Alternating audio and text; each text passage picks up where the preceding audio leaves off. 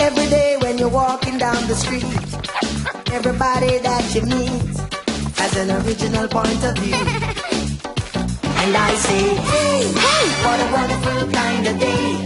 If you can learn to work and play and get along with each other. You got to listen to your heart, listen to the beat, listen to the rhythm of the street. Open up your eyes, open up your ears, get together and make things better by working together. It's a simple message and it comes from the heart. Oh, believe in yourself, or that's the place to start. And I say, hey, hey, what a wonderful kind of day. To learn to work and play and get along with each other. Hey, what a wonderful kind of day. Hey, what a wonderful kind of day. Hey, hey, D.W. Hey!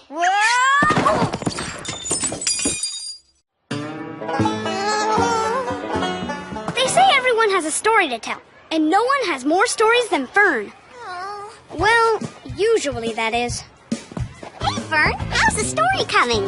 Huh? Oh, great. Just writing up a storm here. Good, because your piece will be the main event at Muffy's Fiction Forum tomorrow.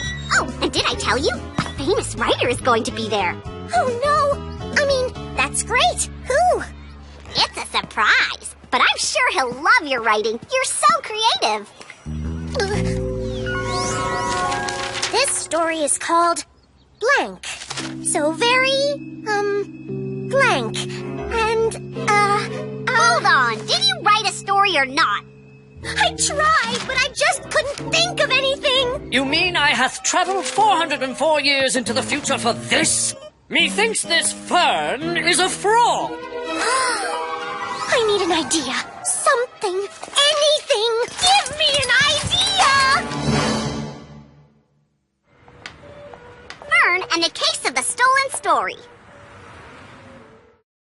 Hey, wanna play catch? How am I supposed to play catch when I have to write a whole story by tomorrow and I don't have a single idea? Oh yeah, Muffy's Fiction Forum. I'm going to that too. I can tell you stories that smack the taste right out of your mouth. I'll never write them down though. Like there was this one time. Oh, I should let you work.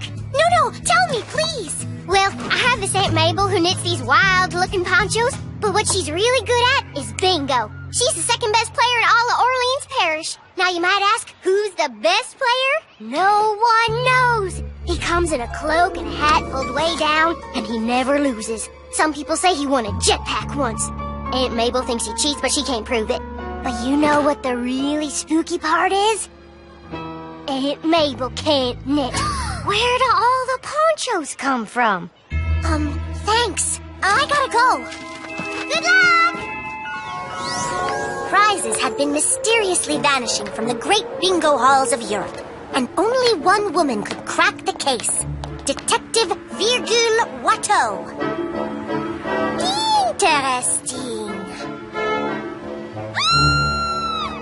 Quickie Bastings!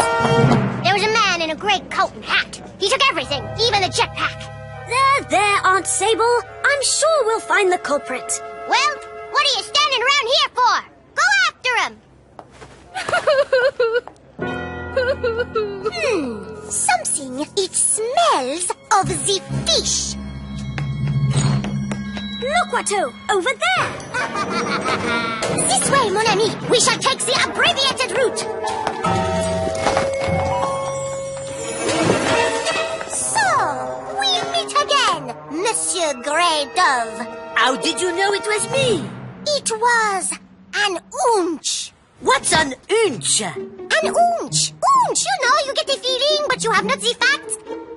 Forget it. Well done, Watteau. Another mystery solved. Not yet, mon ami. You see, the Grey Dove is just a piece of the puzzle. Multicolored ponchos? Where did you get these? And where are all the bingo prizes? She gave them to me on the condition that I never play bingo again. You'll never catch me now, Watteau! Quickly, Bastings, toss me that ball.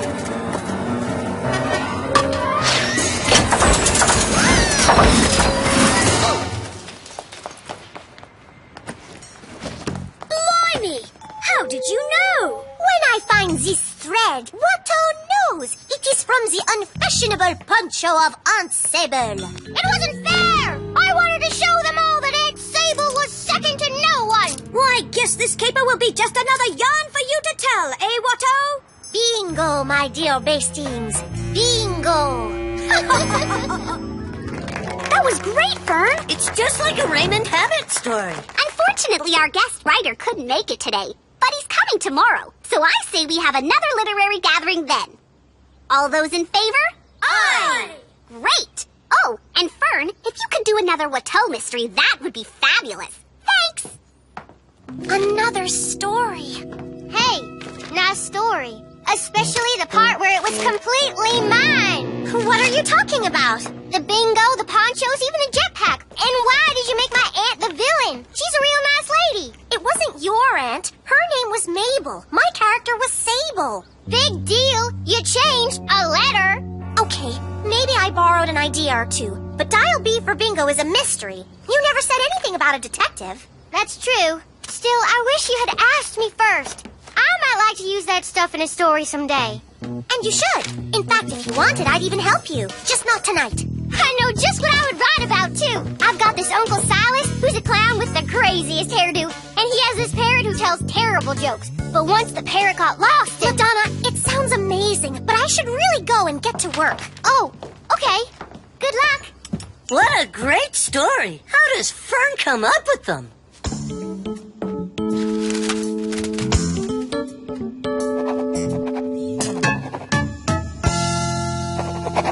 Methinks you have writer's block. What's that?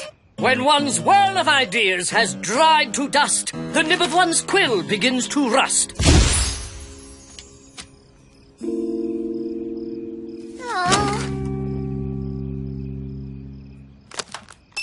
Hi, Mrs. Compson. Can I speak to LaDonna?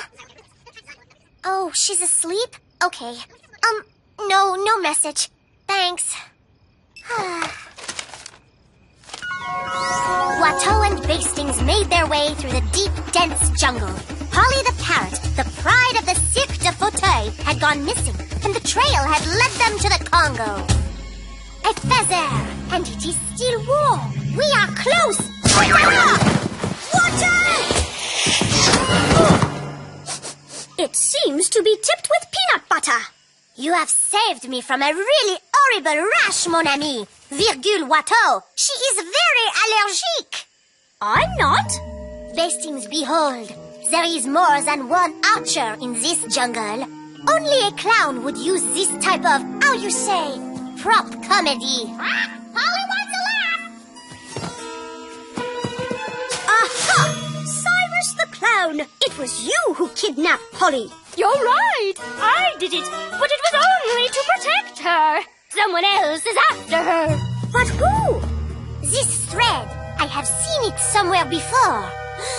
The Grey Dove. I got rid of the ponchos, they were itchy. But I guess a thread must have stuck to me.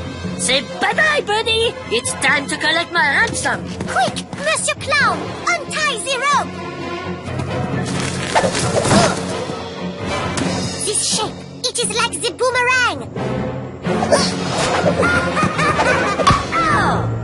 Polly was safe, and the Grey Dove went to prison. But Cyrus did not take Polly back to the circus because, more than anything, Polly wanted her freedom. That was wonderful, Fern! Where on earth do you get these ideas? Well... Excuse me? I got a story I want to tell. Hope you like it as much as I liked yours. Ferg, that's with a G, not an N, was a cat burglar.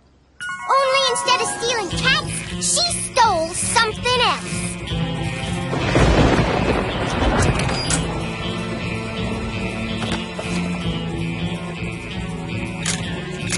Why, Ferg, whatever are you doing?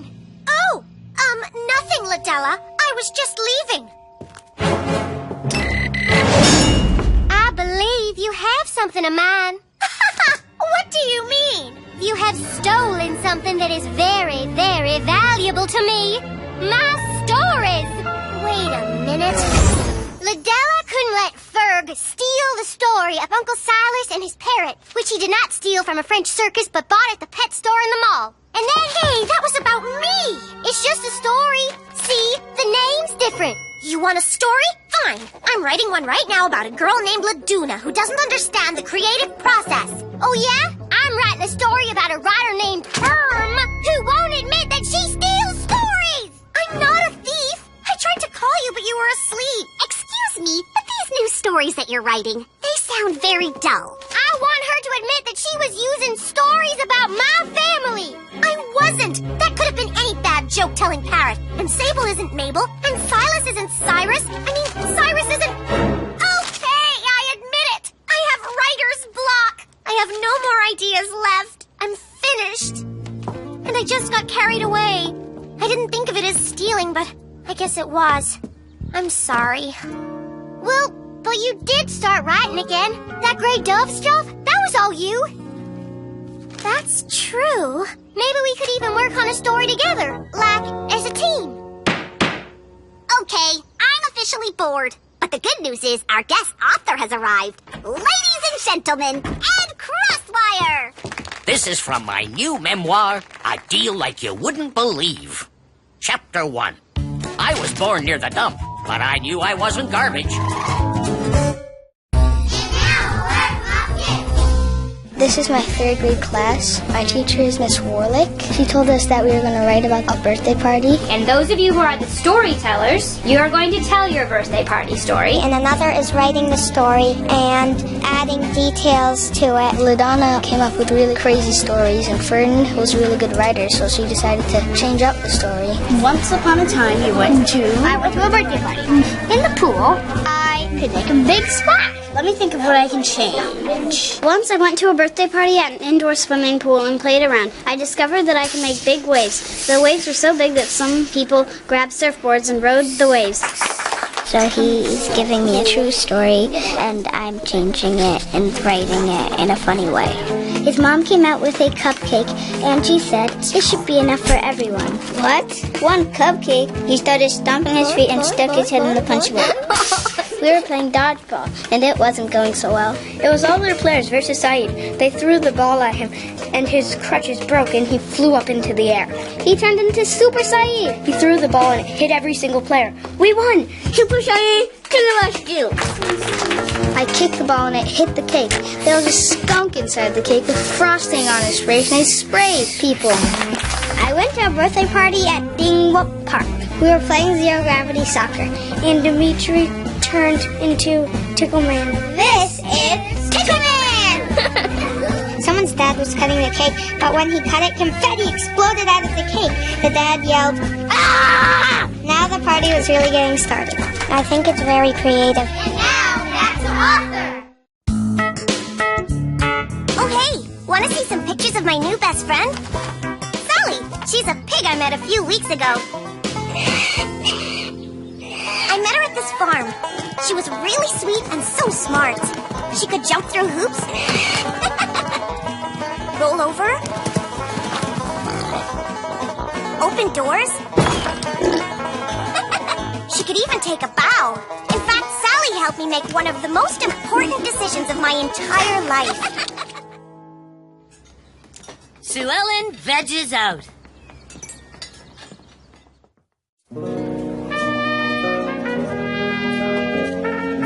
Hola, Sue Ellen. Happy Cinco de Mayo. What'll it be today? Does the calabacitas have any meat in it? Nope, it's 100% vegetarian with fresh produce and lots of love. Okay, I'll have that.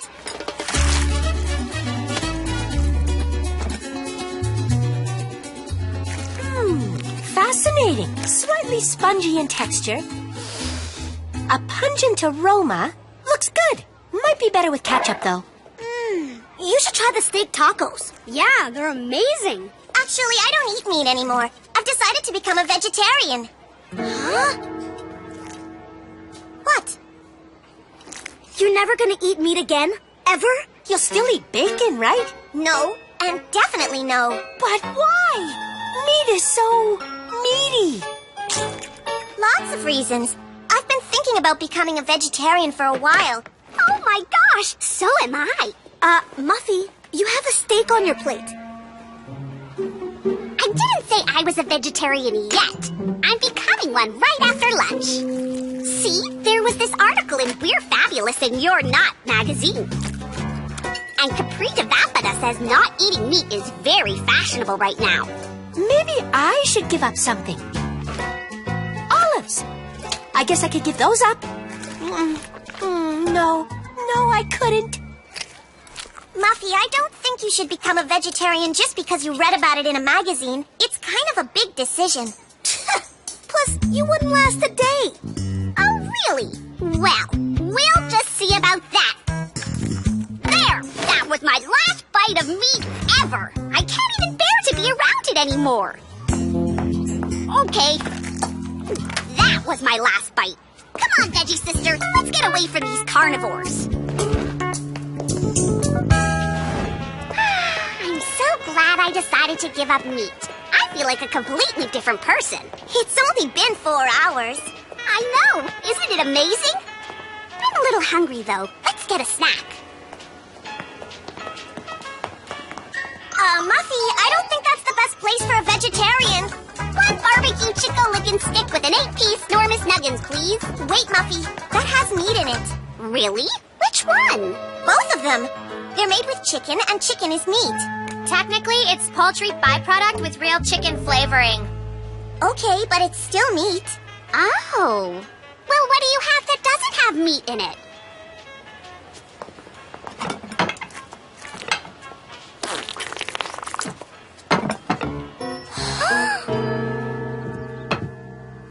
Sure I can't tempt you with one teeny-weeny slice? It's extra rare, just the way you like it. I don't know. Hold on a sec. Sue Ellen, it's your veggie sister. What if a slice of meat were to fall into your mouth by accident? Could you eat it then? How would that happen? Well, what if you were sitting next to your dad and he was, I don't know, slicing a roast or something? And then a piece fell off his fork and you just happened to be standing under it. Muffy, if you want to eat meat, then just eat it. No one's forcing you to be a vegetarian. And let Francine say I told you so? Never. Great news! Capri Devapata is now on the bologna-only diet. We don't have to be vegetarians anymore. I don't care what diet some celebrity is on. I gave up meat because I told you so. You couldn't give up meat for 1 day. Well, you couldn't do any better. Oh, yeah? Watch me. As of this second, I renounce meat forever. We'll just see how long you last, Francine Frensky. It's on! Francine, wait! Hey, where'd everyone go? Are you sure you want to do this? If it's just to prove to Muffy that... Sue Ellen, I would never make such an important decision just because... There she is. Oh, hey, girls. What's up? Just enjoying some healthy and delicious vegetarian frozen yogurt. I could live on this stuff. Mind if I sit and eat with you? Oh, wait. What I brought isn't vegetarian. I wouldn't want to tempt you. Don't worry about me. I won't be tempted. Yep. Nothing like the smell of a fresh, hot double Bubsy burger, is there? Wow. It's like a symphony performed in the key of meat. Oh, gotta run. I'll just leave these here. One is plenty for me. Thanks. Hi, Francine. Hi, Bubsy. I really miss you. I miss you too. I should have said goodbye, but there just wasn't time. Francine, snap out of it! You're talking to a hamburger!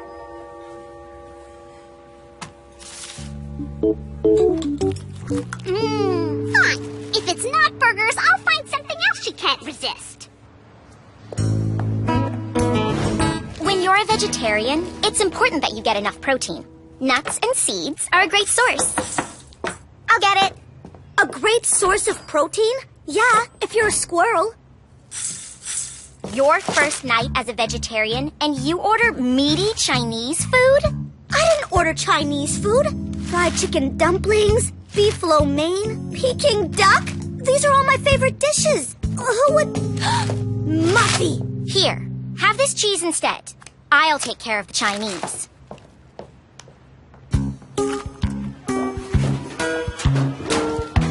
What's this? A thank you note from my parents. They loved the Chinese food. I had salad and a baked potato. Stand back, Sue Ellen. She's probably got bacon on her. Relax. I just came to say let's let bygones be bygones, and to invite you to a potluck I'm having. Everyone brings a dish, so there'll be all kinds of food. But if you think it'll be too difficult for you, I completely Oh, we'll be there all right. Great. Are you sure about this, Francine? You've only been a vegetarian for a day. I'll be fine. We need to stick together and show Muffy how strong we are. Hi, Buster. Want to come to my potluck dinner? Great. What's your favorite food? Does that have meat in it? Great. Bring that. See you tomorrow. Hey, Binky. Want to come to my potluck dinner? Great. Macaroni salad. Actually, I think someone's already bringing that. How about hot dogs? Great. Smells wonderful, George. Ooh, shepherd's pie. You're sure there's lamb in that, right? Great. Come on in. Hey, Muffy. I brought some sautéed breaded cauliflower. And I brought ratatouille. They look lovely. Let me take these for you.